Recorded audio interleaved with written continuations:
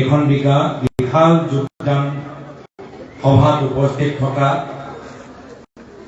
জিলা কংগ্ৰেছৰ সভাপতি প্ৰাক্তন বিধায়ক কংগ্ৰেছ দলৰ জ্যেষ্ঠ নেতা দুৰ্গা ভূমি ডাঙৰীয়া, AICC সেক্ৰেটাৰি প্ৰাক্তন বিধায়ক ছত্তিশগড়েৰ পৰা আহা বিকাশ উপাধ্যায় ডাঙৰীয়া, প্ৰাক্তন বিধায়ক সাধাৰণ और কংগ্ৰেস দলেৰ উপসভাপতি ঘন বুঢ়াগোহাঁই ডাঙৰীয়া, উপসভাপতি প্ৰাক্তন বিধায়ক ৰাজু সাহু ডাঙৰীয়া, ইয়াত উপস্থিত থকা প্ৰদেশ কংগ্ৰেসেৰ সাধাৰণ সম্পাদক কুলিত ভানু ডাঙৰীয়া, মেঘনাথ ছেত্ৰী ডাঙৰীয়া, পলিক হাজৰিকা ডাঙৰীয়ানী, উপস্থিত থকা প্ৰদেশ কংগ্ৰেসেৰ সম্পাদক অমন ৰাজখোৱা ডাঙৰীয়া, শ্ৰীনাথ চেতিয়া ডাঙৰীয়া, উপস্থিত থকা অমিত গগৈ ডাঙৰীয়া, যুটীয়া সম্পাদক বিৰাজ ৰাজখোৱা ডাঙৰীয়া, ইয়াত উপস্থিত থকা কিছুদিন আগত আমাক যোগদান কৰা গৌতম ধানোৱাৰ ডাঙৰীয়া, লপেশ্বৰ মৰাণ ডাঙৰীয়া, উপস্থিত থকা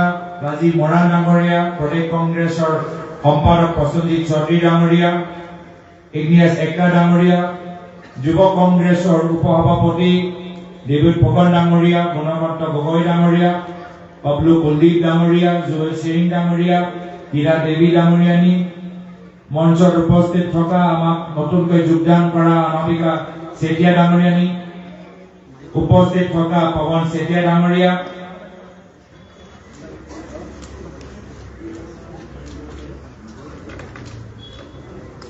আৰু মঞ্চত উপস্থিত থকা আমাৰ NSY মহিলা কংগ্ৰেছ, যুৱ কংগ্ৰেছ, সোশ্যাল মিডিয়া সেলৰ বিষয়ববীয়াসকল, ৰণশ্ৰী শইকীয়াকে প্ৰমুখ্যে কৰি আমাৰ বিভিন্ন আমাৰ দলৰ সতীৰ্থসকল আৰু ইয়াত উপস্থিত থকা মোৰ শ্ৰদ্ধাৰ আইসকল, বয়োজ্যেষ্ঠসকল, যুৱ বন্ধুসকল, সাংবাদিক বন্ধুসকল,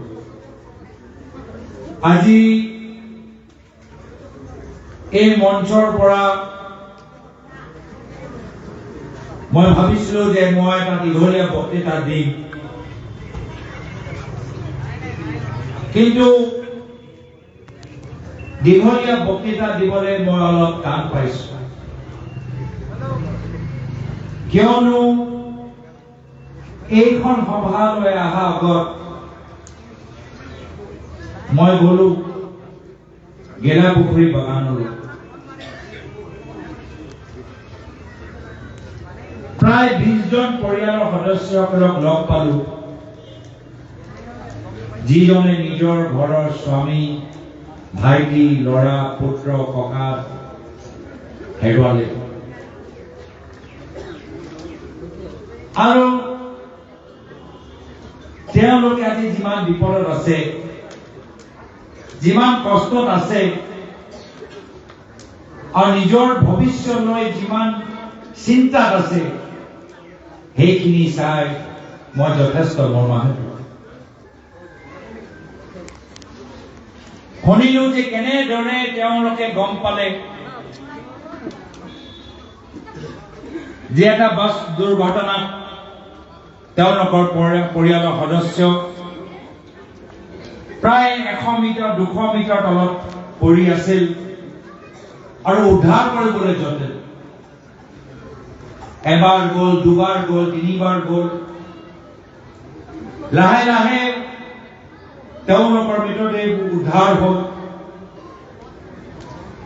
কষ্ট কৰি পুলিচ আৰু মেডিকেলৰ ৰিপৰ্টটো আনিলে, এতিয়া গোটেই জীৱনটো অন্ধকাৰ।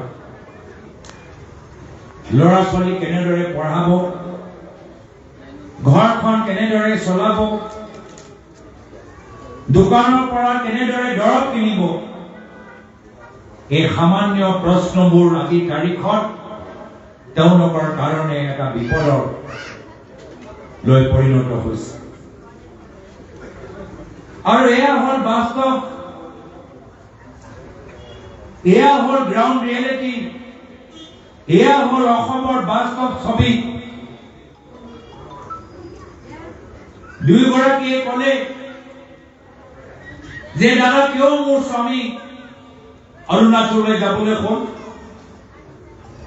ইয়াতে প্লাষ্টিক পাৰ্ক আছে, ইয়াত কিয় তেওঁলোকে সংস্থাপন নাপালে, আমি বাগানত হাজিৰা কৰোঁ, আমি বাগানৰ শ্ৰমিক, আমি মুঠতে পাওঁ 250 টকা। কেনেদৰে ঘৰখন চলাম? মোৰ পৰিয়ালৰ সদস্য ৰাজমিস্ত্ৰী টাউনত গ'লে 1000 টকা পায়, বাহিৰত হাজিৰা কৰিলে 500 টকা পায়। আমি কিয় 250 টকা পাই আছো? এই প্ৰশ্নৰ উত্তৰ আজি কোনে দিব? এই প্ৰশ্নৰ উত্তৰ যিসকলে ক'লে যে বাগানৰ শ্ৰমিকসকলৰ হাজিৰা 351 টকা কৰিব, সেইসকলৰ প্ৰশ্নৰ উত্তৰ দিব লাগিছে।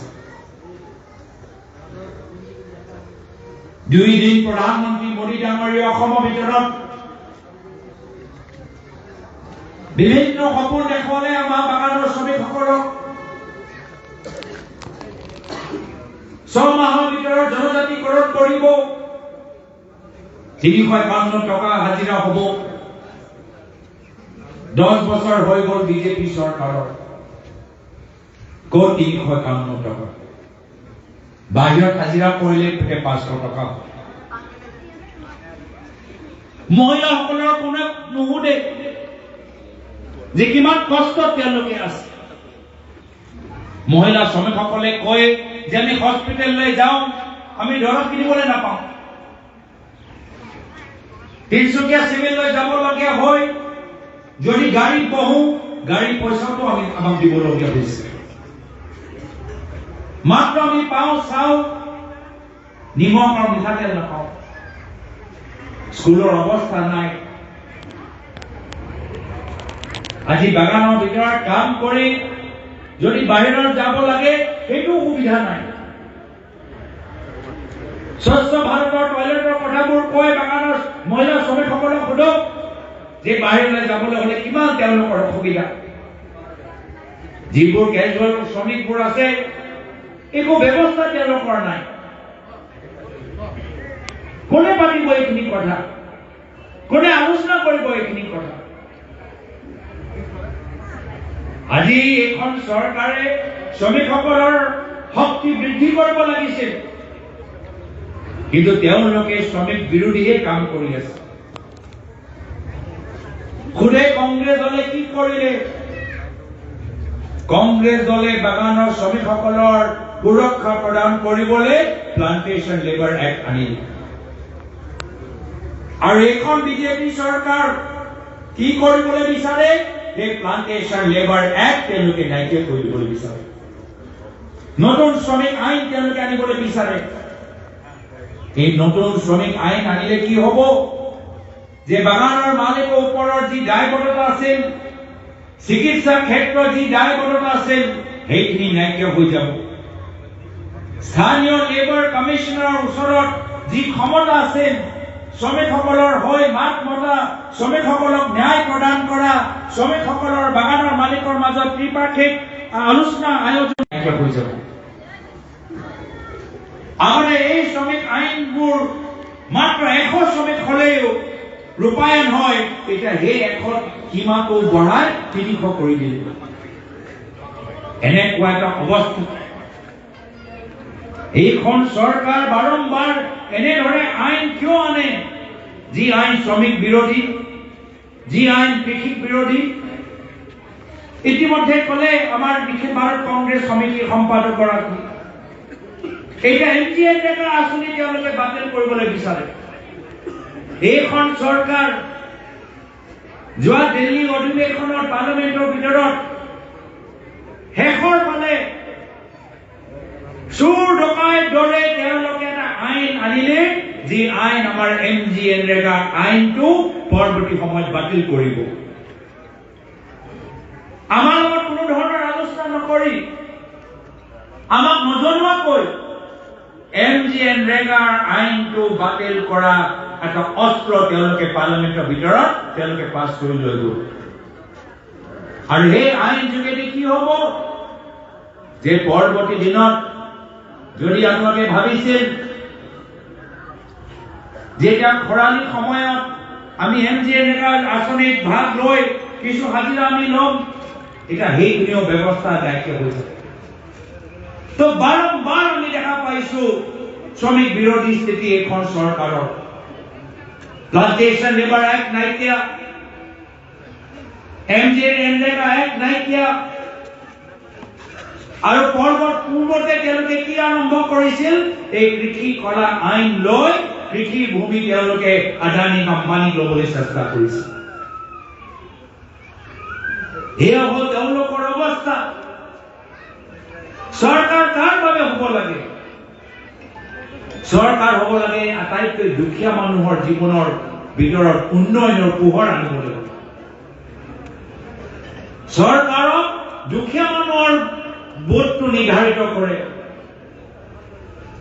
ধনী মানুহৰ সংখ্যা কম যদি এটা ৰাজনৈতিক দল শাসনত আহে মাত্ৰ দুখীয়া মানুহৰ ভোটৰ পিঠিত উঠি তেওঁলোকে চৰকাৰৰ চকীত বহে কিন্তু দুখ লাগে এখন চৰকাৰ দুখীয়া মানুহৰ পৰা ভোট ললে আৰু কাম কৰে আটাইতকৈ ধনী মানুহৰ জনজাতিসকলৰ কথা শুনক প্ৰায় 40,000 বিঘা মাটি জনজাতিসকলৰ আজি হিমন্ত বিশ্ব শৰ্মা ডাঙৰীয়া এটা শ্বহীদ আদানী আৰু আম্বানী দি দিছে বাগান প্ৰায় 15টা এপিসি বাগান প্ৰায় 8টা বাগান তেওঁলোকে বিক্ৰী কৰি পেলালে আৰু বাগান কোনে চলাইছে কোনো ডাঙৰ উদ্যোগপতিয়ে চলোৱা নাই বাগানৰ হাত এতিয়া গৈছে বিজেপি দলৰ নেতা পালি নেতাৰ ওচৰত যোৱা 10 বছৰৰ ভিতৰত এটাহে কাম কৰিলে বাগানৰ ক্ষেত্ৰত যে নিজৰ পৰিবাৰৰ নামত নিজৰ ভাইকৰ ককায়েকৰ নামত বাগান তেওঁলোকে কিনি নিজৰ কলা ধন লগাবলৈ এটা সুবিধা লৈছে এতিয়া অসমৰ বাগান চাহৰ উৎপাদনৰ কাৰণে নহয় অসমৰ বাগান বিজেপি দলৰ নেতাসকলৰ কলা ধন লুকাবলৈ কাৰণে এটা মাধ্যম হৈ পৰিছে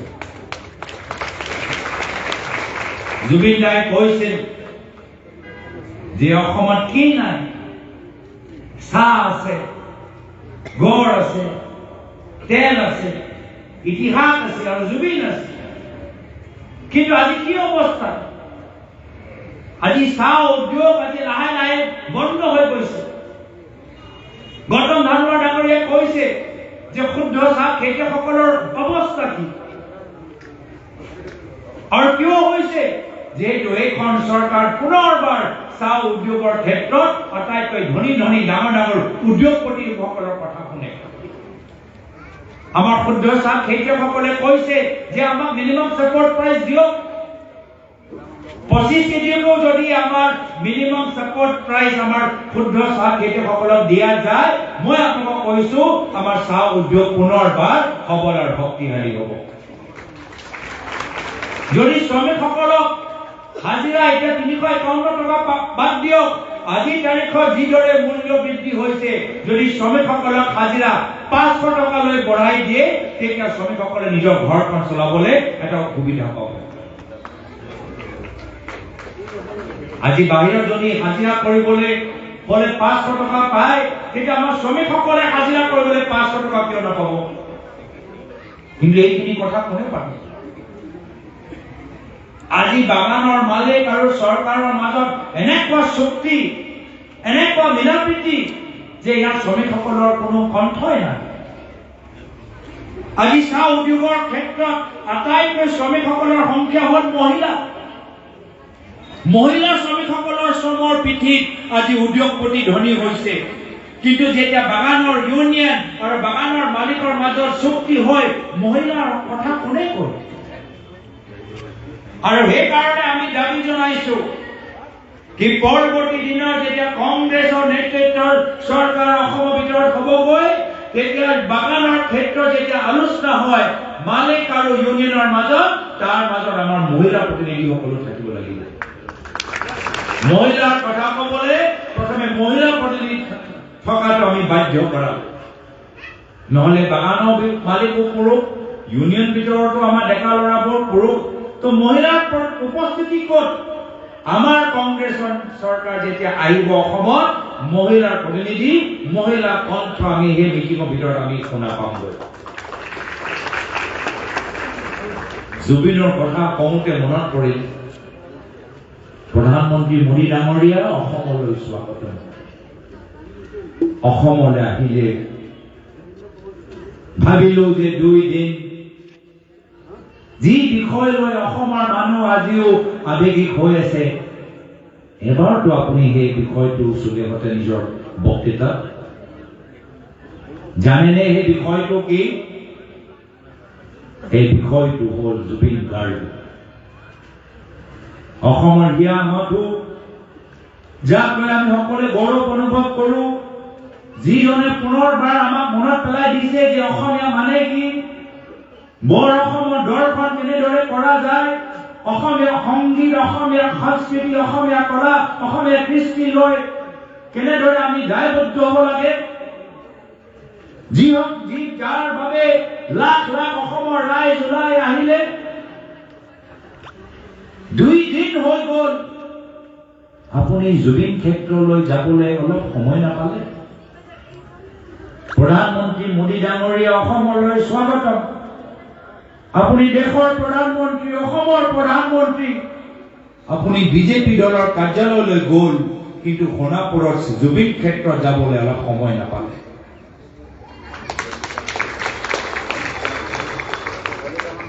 জুবিন সম্পৰ্কত এটা কথা আপুনি নকলে। আমাৰ আপত্তি নাই, আপুনি অসমত আহিছে,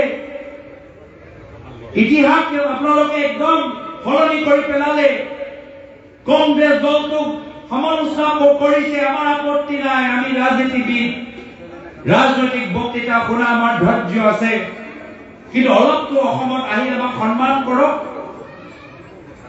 জুবিনৰ বিষয়, জুবিনৰ ন্যায় ক্ষেত্ৰত এবাৰো আপুনি মাত নামাতিলে। ৰাহুল গান্ধী ডাঙৰীয়া আহিলে, জুবিন ক্ষেত্ৰলৈ গ'ল, গৰিমা শইকীয়া ডাঙৰীয়ানী সাক্ষাৎকাৰ কৰিলে, জুবিন গাৰ্গৰ প্ৰতি এটা সুন্দৰ শ্ৰদ্ধাঞ্জলি মিডিয়া আগত তেওঁলোকে প্ৰকাশ কৰিলে। শ্ৰীমতী ছোনিয়া গান্ধী ডাঙৰীয়ানী চিঠিৰ যোগেদি জুবিন গাৰ্গৰ পৰিয়ালৰ প্ৰতি নিজৰ গভীৰ সমবেদনা জ্ঞাপন কৰিলে। কিয় প্ৰধানমন্ত্ৰী মোদী ডাঙৰীয়া আপুনি এবাৰো নকলে?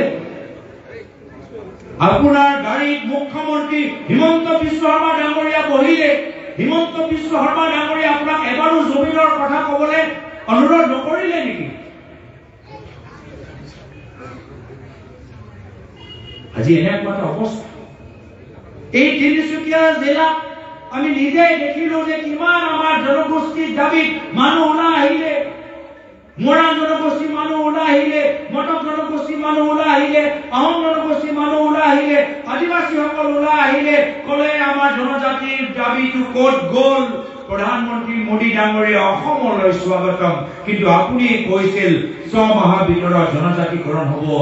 আপুনি কওক, মৰাণৰ জনজাতিকৰণ কিয় হোৱা নাই? মটকৰ জনজাতিকৰণ কিয় হোৱা নাই? আহোমৰ জনজাতিকৰণ কিয় হোৱা নাই? চুতীয়া জনজাতিকৰণ কিয় হোৱা নাই? কোচ ৰাজবংশীসকলৰ জনজাতিকৰণ কিয় হোৱা নাই? আদিবাসী ভাই ভনীসকলৰ জনজাতিকৰণ কিয় হোৱা নাই? গালি পাৰক, কংগ্ৰেছক গালি পাৰক, আমাৰ আপত্তি নাই। ইতিহাস আমিও পঢ়িছো। অসম চুক্তি কোনে দিলে মানুহে জানে, আৰু নাগৰিকত্ব সংশোধন আইন কা আইন কোনে দিলে সেইটো আমি জানো। প্ৰধানমন্ত্ৰী মোদী ডাঙৰীয়াই সুধিলে যে কংগ্ৰেছে কি দিলে?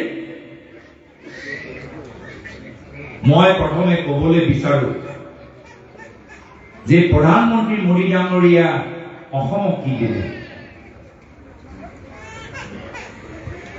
প্ৰধানমন্ত্ৰী মোদী ডাঙৰীয়া, আপোনাৰ প্ৰথম উপহাৰ অসমৰ প্ৰতি হ'ল যে আপুনি 2021 চনত মুখ্যমন্ত্ৰী চকীৰ পৰা সৰ্বানন্দ সোণোৱাল ডাঙৰীয়াক আঁতৰাই আপুনি হিমন্ত বিশ্ব শৰ্মা ডাঙৰীয়া অসমৰ ৰাইজক দিলে। এয়া হ'ল আপুনি কি দিলে আমাক? আপুনি কি দিলে? যে হিমন্ত বিশ্ব শৰ্মা ডাঙৰীয়াৰ লগত আপোনালোকে দিলে পীযুষ হাজৰিকা ডাঙৰীয়া, জয়ন্ত মল্ল বৰুৱা ডাঙৰীয়া, মানৱ ডেকা ডাঙৰীয়া, দিগন্ত কলিতা ডাঙৰীয়া আৰু অশোক সিংহল ডাঙৰীয়া আপোনালোকে অসমৰ ৰাইজক দি দিলে। কি দিলে আপোনালোকে? আপোনালোকে অসমৰ ৰাইজক মূল্য বৃদ্ধি দিলে। কি দিলে আপোনালোকে অসমক? আপোনালোকে চাহ বাগানটো বন্ধ কৰি পেলালে। কি দিলে অসমত? আমাৰ এই ডিব্ৰুগড়, আমাৰ যোৰহাট ডিব্ৰুগড় হাইৱে, 4 লেন হাইৱে এতিয়ালৈকে হোৱা নাই। কি দিলে অসমত? নিবনুৱা সমস্যা দিলে, যাৰ ফলত কাছাৰতে হওক বা তিনিচুকীয়াত হওক মানুহবোৰ বাহিৰত যাওঁতে মৃত্যুৰ গতি হ'ল। এনেকুৱা এটা অৱস্থা। সেইকাৰণে আমি মাত্ৰ ৰাজনীতি কৰিলে, ইজনে সিজনক সমালোচনা কৰিলে নহব। ইতিহাসটো আমি সংশোধন কৰিলে নহব। ডাঙৰ ডাঙৰ ইভেন্ট পাতি আমি মানুহৰ মাজত বিভ্ৰান্তি সৃষ্টি কৰিলে নহব। আমাক মনত পেলাব লাগিব যে আমি ৰাজনীতি পথাৰত ভৰি দিছো। মোক মনত পৰে মোৰ প্ৰয়াত পিতৃ তৰুণ গগৈ দেৱৰ। তেওঁ কৈছিল যে ৰাজনীতি হ'ল মোৰ বাবে সেৱা কৰা এটা মাধ্যম। এয়া হ'ল প্ৰয়াত তৰুণ গগৈ দেৱৰ আদৰ্শ।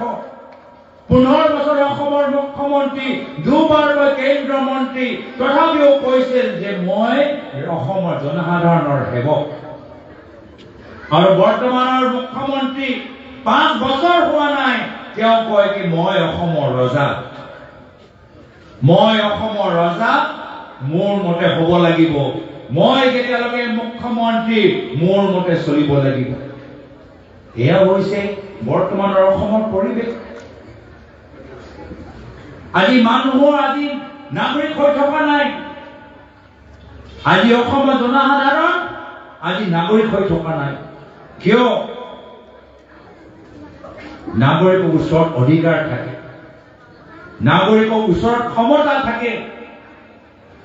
এজন নাগৰিকে চৰকাৰক প্ৰশ্ন কৰিব পাৰে, এজন নাগৰিকে চৰকাৰক সমালোচনা কৰিব পাৰে, এজন নাগৰিকে চৰকাৰৰ বিৰুদ্ধে মাত মাতিব পাৰে।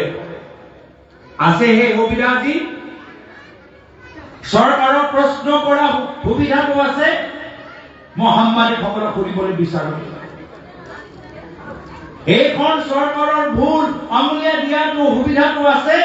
মই মহিলাসকলক সুধিবলৈ বিচাৰো। এইখন চৰকাৰক সমালোচনা কৰাৰ অধিকাৰটো আছেনে? মই যুৱকসকলক সুধিবলৈ বিচাৰো। নাই। কিয়? আজি অসমৰ ভিতৰত লোকতন্ত্ৰ নহয়, অসমৰ ভিতৰত হিমন্ত বিশ্ব শৰ্মা ডাঙৰীয়া ৰাজত্ব চলি আছে। আৰু যেতিয়া কোনোবাই প্ৰশ্ন সোধে, যেতিয়া কোনোবাই সমালোচনা কৰে, যেতিয়া কোনোবা বিৰুদ্ধে মাত মাতে, হিমন্ত বিশ্ব শৰ্মা ডাঙৰীয়া তেওঁলোকক জেললৈ পঠাই দিয়ে, ভাবুকি দিয়ে, ভয় খুৱায়। সেইকাৰণে আমাক লাগে হিমন্ত বিশ্ব শৰ্মা ডাঙৰীয়া অৰাজকতাৰ পৰা পৰিত্ৰাণ, লাগে তেওঁলোকৰ অহংকাৰ পৰা পৰিত্ৰাণ। বহুতে কৈছে, মোৰ নাম লৈছে, মই নিজৰ নাম ল'বলৈ বিচৰা নাই। আজি হিমন্ত বিশ্ব শৰ্মা ডাঙৰীয়াৰ পৰা পৰিত্ৰাণ যদি কোনোবা দিব পাৰে, সেয়া মই নহয়, সেয়া হ'ল অসমৰ জনসাধাৰণ। আপোনালোকে পৰিত্ৰাণ দিব পাৰে, আপোনালোকে ভৱিষ্যত পৰিৱৰ্তন আনিব পাৰে, আপোনালোকে হিমন্ত বিশ্ব শৰ্মা ডাঙৰীয়াৰ শাসন শেষ কৰিব পাৰে। মই আৰু আমাৰ দল মাত্ৰ সাৰথী জনসাধাৰণৰ। এটা গান আছে, যুঁজ এখন হ'ব। এইবাৰ যুঁজ হ'ব। কাৰ মাজত যুঁজ হ'ব? কংগ্ৰেছ বনাম বিজেপি নহয়, গৌৰৱ গগৈ বনাম হিমন্ত বিশ্ব শৰ্মা ডাঙৰীয়া নহয়। এইবাৰ যুঁজ এখন হ'ব অসমৰ জনসাধাৰণ বনাম হিমন্ত বিশ্ব শৰ্মা ডাঙৰীয়া। আৰু জনসাধাৰণৰ লগত অসমৰ ৰাইজৰ লগত আমি সকলোৱে আছো।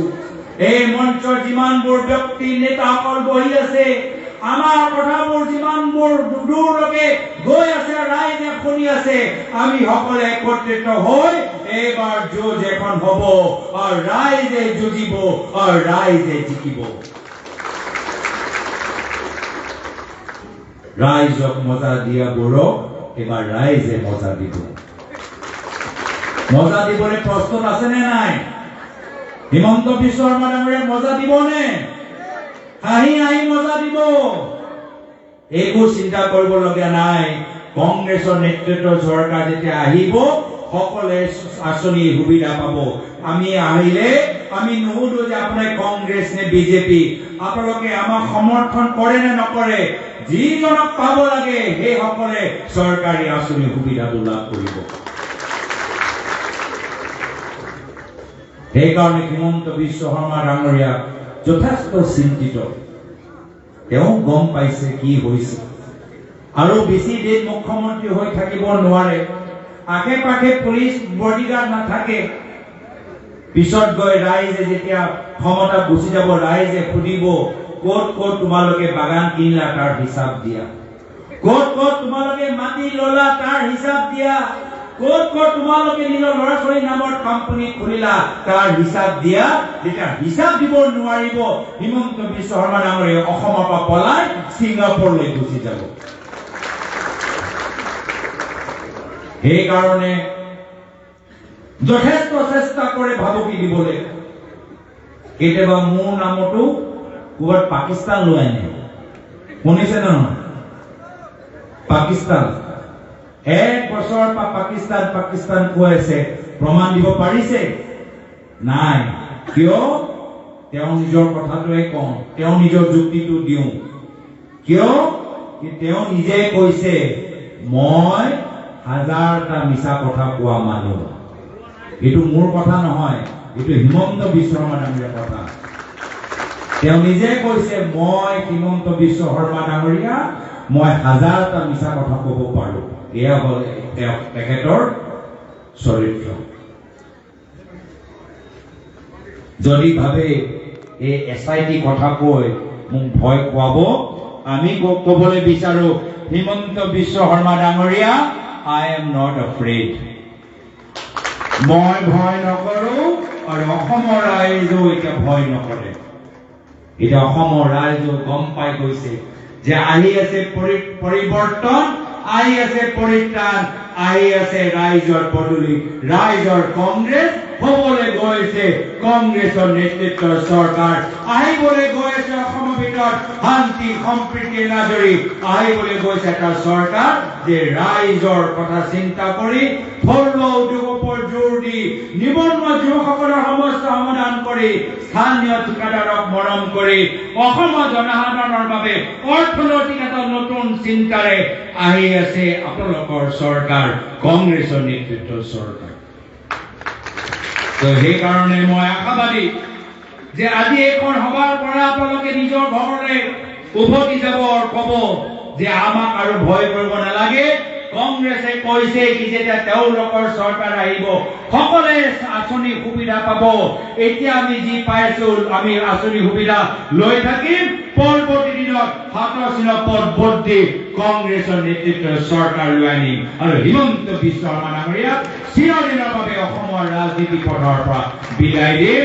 মই আজি পুনৰবাৰ এই সভা সুন্দৰভাৱে আয়োজন কৰাৰ বাবে জিলা কংগ্ৰেছ, প্ৰদেশ কংগ্ৰেছ, দুৰ্গা কংগ্ৰেছ ডাঙৰীয়া, গৌতম ধানোৱাৰ ডাঙৰীয়া, বিভিন্ন আমাৰ ব্লক কংগ্ৰেছ, মণ্ডল কংগ্ৰেছ, প্ৰদেশ কংগ্ৰেছৰ সম্পাদকসকল, শিৱনাথ চেতিয়া ডাঙৰীয়া, অমিত গগৈ ডাঙৰীয়া, পল্লী হাজৰিকা ডাঙৰীয়া, আমাৰ জ্যেষ্ঠসকল, আমাৰ দিলীপ মৰাণ ডাঙৰীয়া, ঘন বুঢ়াগোহাঁই ডাঙৰীয়া, আমাৰ ৰাজু চাহু ডাঙৰীয়া, আমাৰ সুদূৰ দিল্লীৰ পৰা অহা আমাৰ বিকাশ উপাধ্যায় ডাঙৰীয়া আৰু বিশেষকৈ ইয়াত উপস্থিত থকা ৰাইজক মোৰ নিজৰ আন্তৰিক মৰম আৰু শ্ৰদ্ধা নিবেদন কৰি ইয়াতে নিজৰ চমু দুআষাৰ সামৰিছো। ধন্যবাদ। আৰু আগতীয়াকৈ হলো বৰদিনৰ শুভেচ্ছা জ্ঞাপন কৰিছো, ইংৰাজী নৱবৰ্ষৰ শুভেচ্ছা জ্ঞাপন কৰিছো আৰু চমু দুআষাৰ ইয়াতে সামৰিছো। ধন্যবাদ। জয় হিন্দ, জয় অসম, বন্দে মাতৰম।